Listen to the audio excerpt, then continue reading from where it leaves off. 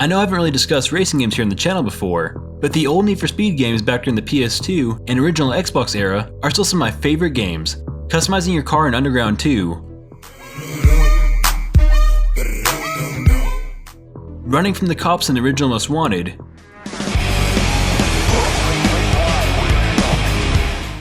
and even playing as the police in the surprisingly fun Hot Pursuit reboot,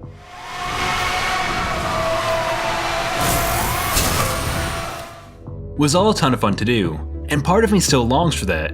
It does seem like nowadays, with how the gaming market has shifted, that racing games are a whole lot less popular than shooters and RPGs. While in 2018 we had a plethora of racing games, most were very under the radar, with the exception of the Crew 2 and Forza Horizon 4. The Horizon series is currently very popular, and has quickly become my favorite arcade racer in recent years.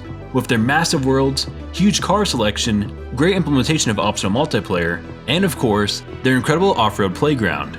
However, that series still doesn't have cops, due to trying to keep the series very kid-friendly and to avoid controversy, so it never quite filled that gap in my heart that Need for Speed used to fill. Now, Need for Speed hasn't been absent this console generation, but it's safe to say it hasn't exactly had a clean race.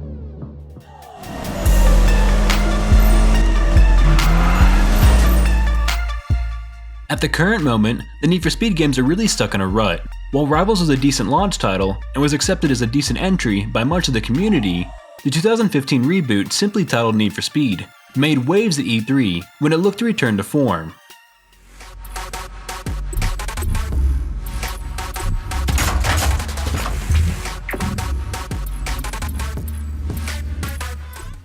But when the game was released, it didn't just miss a turn or get a fender bender, it was completely totaled.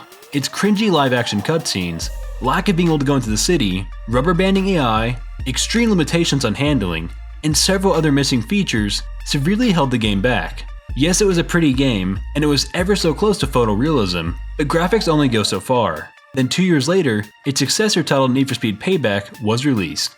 And while many had hoped EA would learn from the feedback of the previous game, it was easy to tell that the fans' demands had fallen on deaf ears. This game was still plagued with issues. It had a terrible story, got a massive graphical downgrade, and included the worst feature to ever be included in a AAA racing game: the collectible speed cards. Needless to say, Need for Speed has more or less been a failure recently, with the last game in the series to even achieve an 80 on Metacritic being the 2012 Most Wanted game by Criterion, a game I actually quite enjoyed. But it seems fans are the only ones tired of terrible Need for Speed games, and EA seems eager to bring praise to the classic franchise once more, and recapture some of that magic with the newest entry, Need for Speed Heat.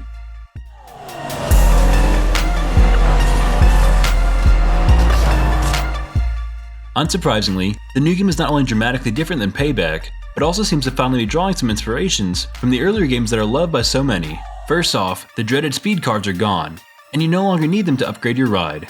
Now you earn money just by playing the game, and upgrade the car how you want. And EA has made sure to explicitly state the game won't have loot boxes. And while I'm glad to hear that, they shouldn't have to clarify that in the first place.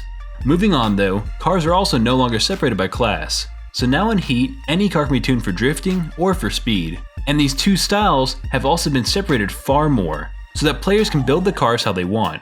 Next up, this game will also require players to play the game during both day and night to build up cars and progress through the story. Unlike the previous entries, this game has neatly split its campaign in two. During the day you'll be competing for cash by taking part in legal racing events, while at night you'll be earning a different currency called Reputation. This currency will unlock new events, cars, and parts. You can choose which setting you want to spend the majority of your time in, but alternating between the two will allow the fastest progression, as well as influence the police.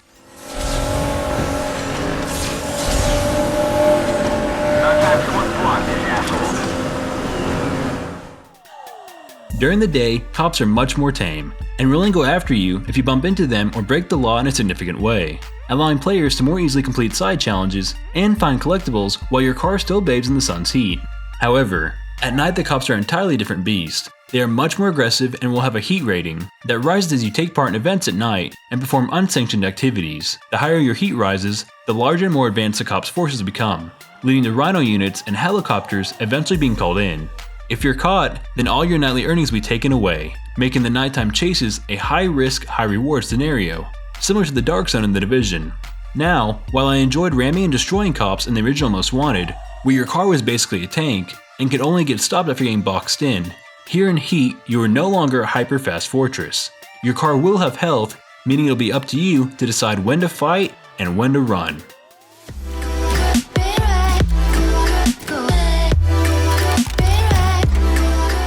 Need for Speed Heat will finally be taking the genre back to the tuner culture that it began to lose over the years. This means the game will have lots and lots of neon, which is something I love the most in Underground 2, as that was always an immediate signal that a racer meant business. Another welcome addition is that you can even customize the exhaust of your car, with 4 different sliders called Tone, Timbre, Overrun, and Resonance.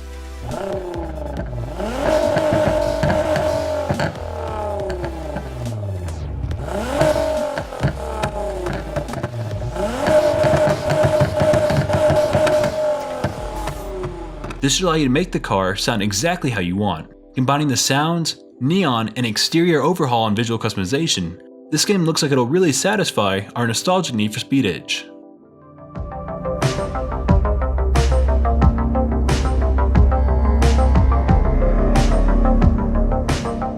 Moving on from customization is the story of the game.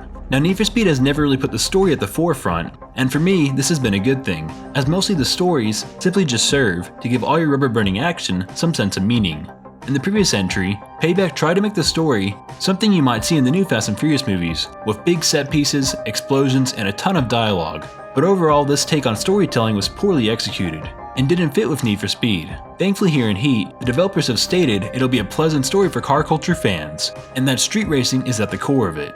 The protagonist you choose out of 12 avatars will also have some dialogue, so that it won't be awkward during cutscenes like the 2015 reboot, but far from the audio annoyance of Payback.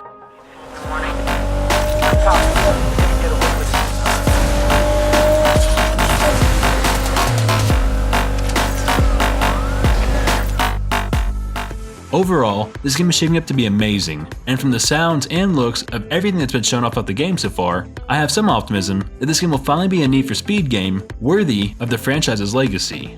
However, that is still cautious optimism. After all, this is EA, and while I'm not aboard the YouTube bandwagon of blindly hating EA has made a lot of massive blunders, and their love affair of loot boxes and microtransactions is certainly worrisome. With the confirmation of no loot boxes, I just wonder what else they'll monetize. So I still can't say this game warrants a pre-order, but I'm excited to play and experience this game, and I'll make sure to let you all know in a review if it's really worth owning. As of right now though, this game is really speaking to the inner child of me that misses upgrading cars to race and run from the cops in. Well, that brings this video to a close, so let me know down in the comments what you think of the new Need for Speed and everything else I talked about here, and if you're excited or still don't trust EA. If you would like to contact me about anything Need for Speed related or otherwise, as well as stay up to date on my videos, then go and follow my Twitter account linked below. And if you want awesome perks such as behind the scenes of my videos, involvement in the creation progress, mention the credits of my videos such as seen here, and much more, then go and check out my Patreon below and find a tier that fits you best. With that said, let's chat down in the comments, and if you like this video and you want to see more like it, be sure to leave a like, share the video, and hit that subscribe button. And I'll see you all on the next Shepherd Gaming video. Keyless Ally.